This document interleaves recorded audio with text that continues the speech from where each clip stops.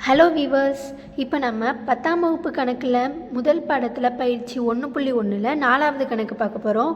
என்ன கொடுத்துருக்கான்னு பாருங்கள். ஏவோட வேல்யூவும் பிஓட வேல்யூவும் சிஓட வேல்யூவும் கொடுத்துட்டு, இது எனில் A cross A is equal to B cross B intersection C cross C என காட்டுக. அதாவது 3க்கும் நம்மளுக்கு வேல்யூ கொடுத்துட்டு இதுவும் ஈக்குவல் தானா அப்படின்னு சொல்லி நம்மளை நிரூபிக்க சொல்லியிருக்காங்க. ஓகேவா? இப்போ நம்ம ஈக்குவல்ட்டுக்கும் இந்த சைடு இருக்கிறத கண்டுபிடிப்போமா, அதுதான் எல்ஹெச்எஸ். ஓகேவா? ஏ cross A is equal to ஏவோட வேல்யூ என்னது 5,6 கிராஸ் திரும்ப ஏவோட வேல்யூ என்னது 5,6.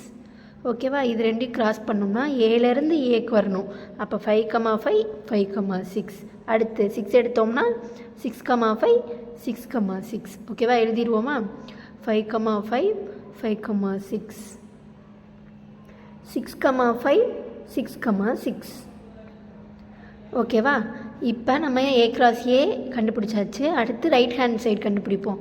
ஆர்ஹெச்எஸ் ஈக்குவல்ட்டுக்கு அந்த சைடில் இருக்கிறது அது என்னென்ன இருக்குது, B cross B intersection C cross C.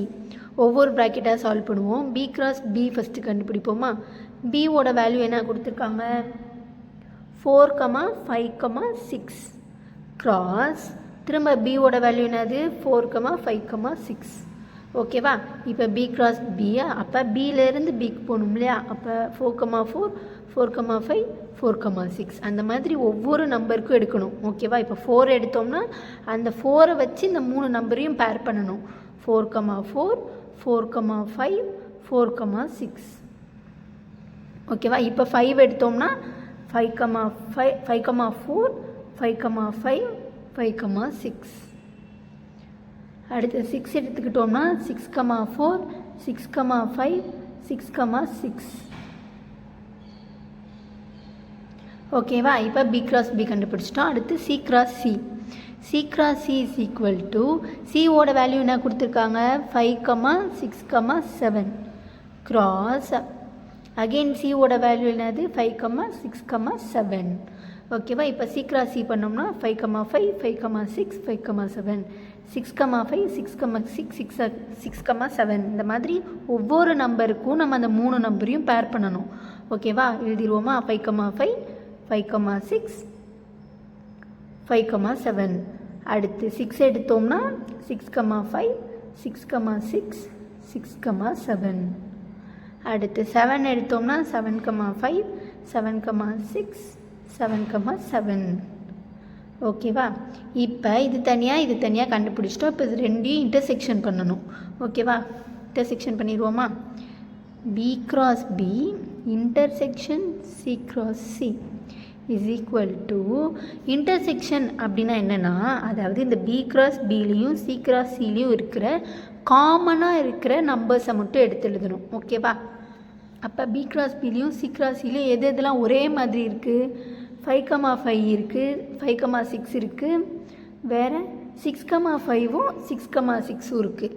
அப்போ ரெண்டு இதுலேயும் ஒரே மாதிரி இருக்கிற நம்பர்ஸ் எல்லாமே எடுத்து எழுதணும். ஓகேவா? என்னென்ன இருக்குது 5,5 ரெண்டு இதுலேயும் இருக்குது, 5,6 ரெண்டு இதுலேயுமே இருக்குது. அடுத்து 6,5 6,6.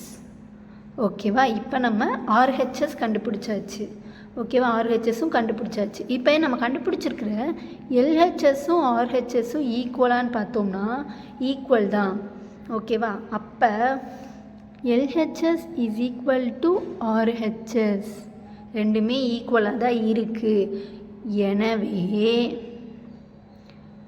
எனவே கொஷினில் கொடுத்துருக்காங்க இல்லையா, அது அப்படியே எழுதணும் அந்த ஈக்குவேஷனை. A cross A is equal to B cross B intersection C cross C என்பது நிரூபிக்கப்பட்டது. ஓகேவா?